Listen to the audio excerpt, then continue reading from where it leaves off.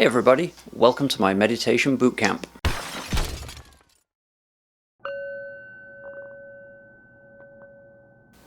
Welcome to section 5 of the meditation bootcamp. This lesson is all about posture and how important posture is for good meditation. In the previous lesson, we learned how important it is to set up your environment to remove as many external distractions as possible. In this lesson, we'll learn how posture is important to remove internal distractions from the body. So how we sit to meditate is important. It should remove all of those distractions, such as hard contact with the floor, legs falling asleep from an uncomfortable posture, tightening muscles from imbalance.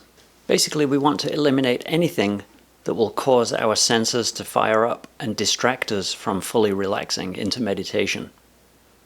So when most people think about meditation, they think about the classic Lotus Position, and while that does offer many benefits, it's often a very uncomfortable posture for most people to get into, unless they've been sitting like that all of their lives.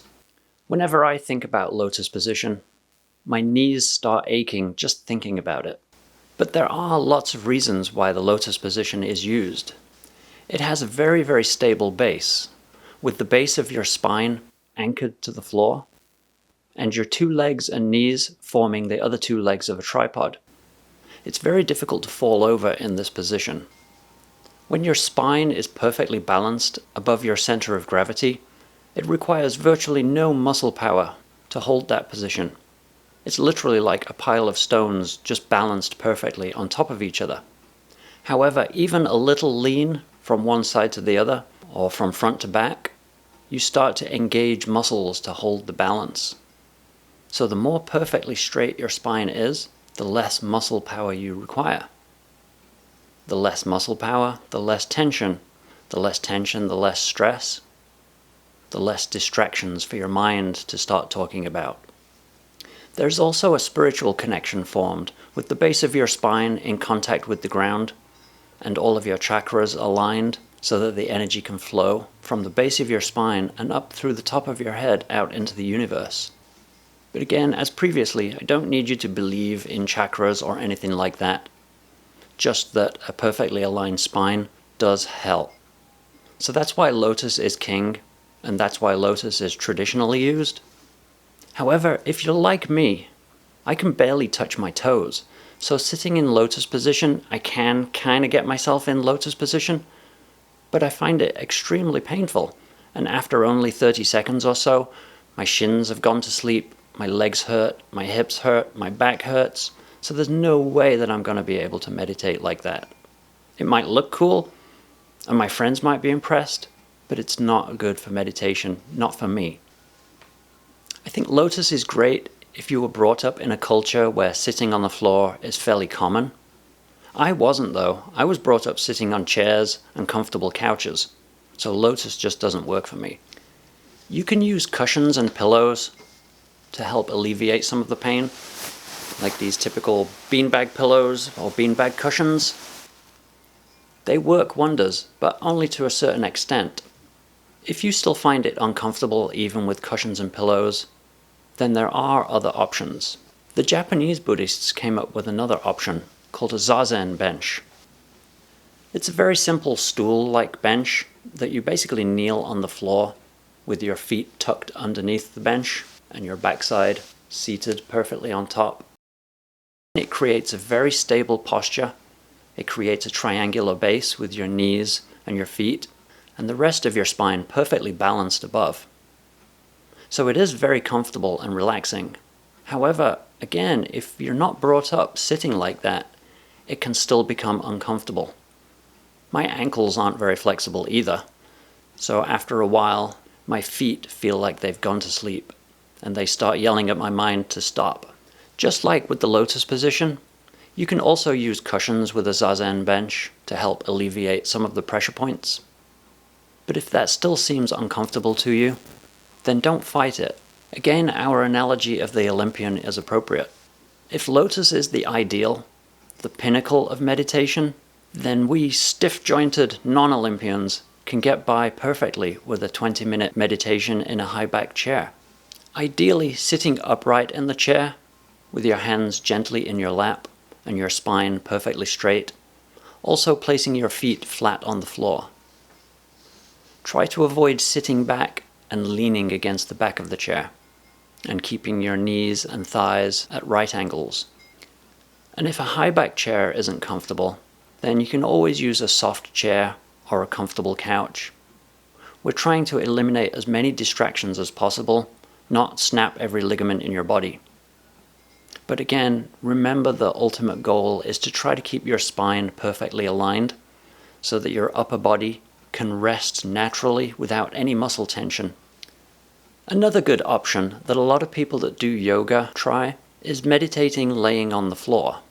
This is very relaxing and very comfortable. You can even put cushions or pillows underneath your spine so that it gently curves and doesn't put pressure on the spine.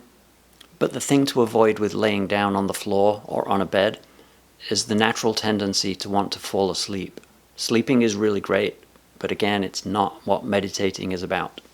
With meditation, you're trying to skirt that fine line between sleeping and consciousness. Essentially, you're trying to relax your body so much that your body falls asleep, but your mind stays conscious. So now we're sitting in our full lotus position, our spine perfectly aligned and perfectly balanced over our hips. We're propped up on a million cushions to eliminate any pressure points or contact with the floor. The next thing we need to do is start relaxing our muscles. This goes even before we start any breathing exercises or trying to relax the mind. Don't skip this next step, otherwise you're setting yourself up for failure. And this is what a lot of people do. They skip ahead and then spend a lot of frustrating time pretending to meditate. Even when we don't need to, we often tense our muscles subconsciously without realizing it. Sitting at our desks or standing in the same position for a long time causes muscles to tighten and get stronger.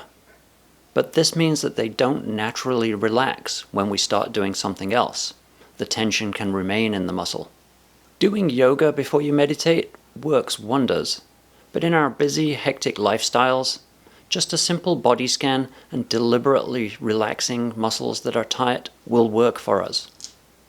Simply scan your entire body from your toes, through your legs, through your knees, your thighs, all the way up your spine, your back, your chest, your arms, your fingers, your neck and shoulders especially, and even your face.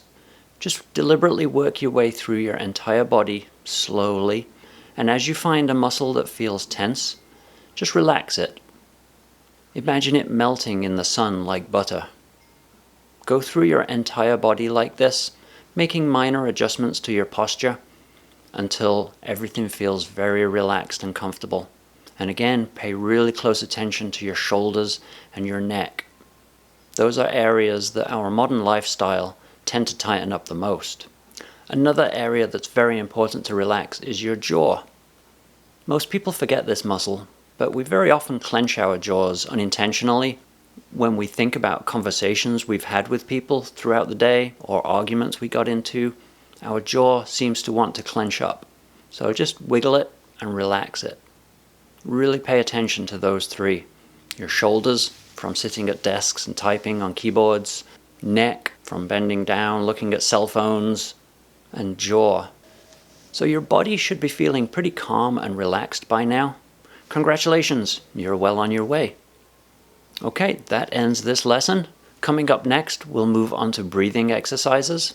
Breathing holds the key to the energy in our body. So don't forget to join me for the next video. Thanks for watching, and if you have any questions, let me know, and I'll try to answer them for you. Don't forget to like and subscribe. All right, thanks. Keep your feet flat on the floor or on your cushions. And again, try to make the knee joint 90 degrees and the hip joint 90 degrees.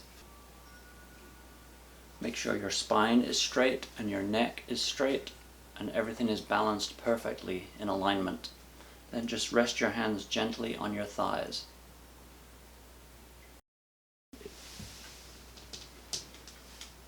Similarly, if you're using a chair to meditate, make sure that your hips and your knees are at 90 degrees. If not, use cushions.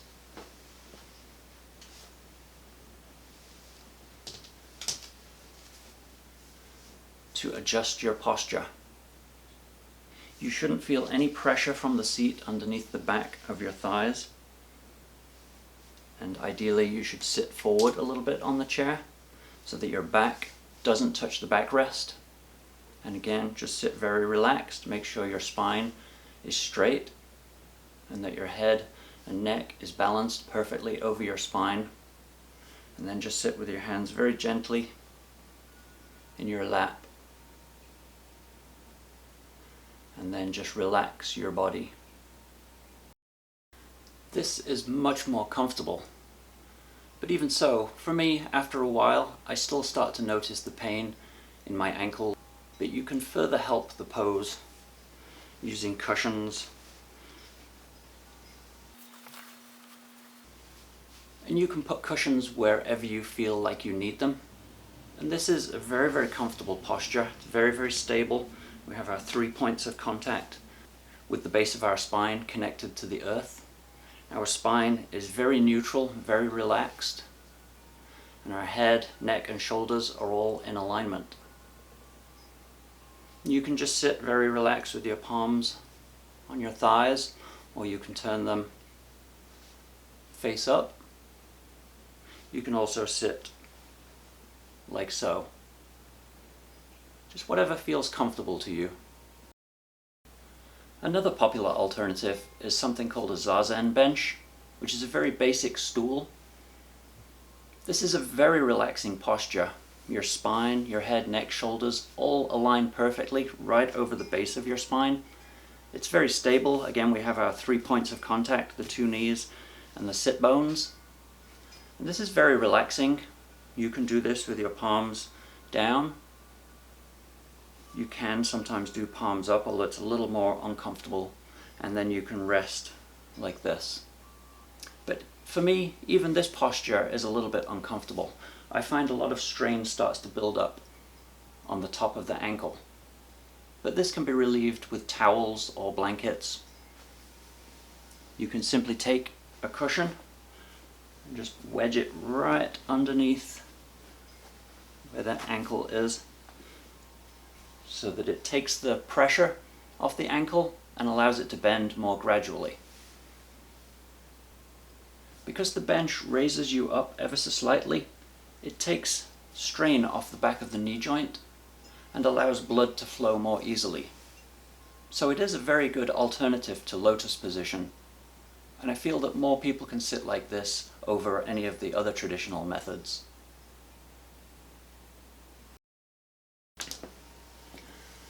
Another good alternative for a lot of people is laying on the floor.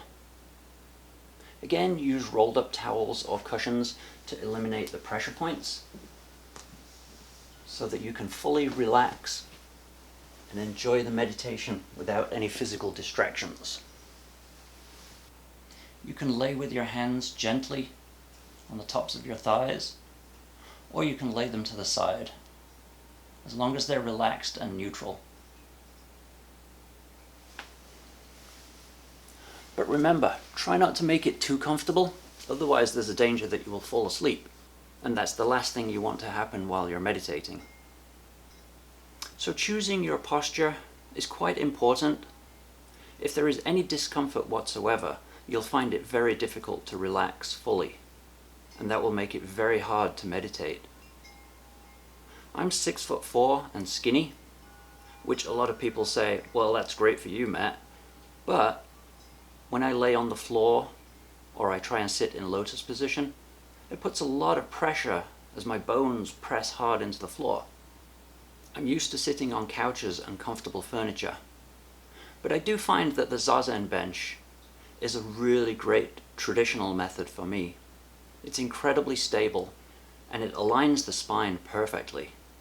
So if you want to try one of the traditional methods but don't think you can go into full lotus position, then try the Zazen Bench and use cushions, and I'll think you'll find that that's a really great posture.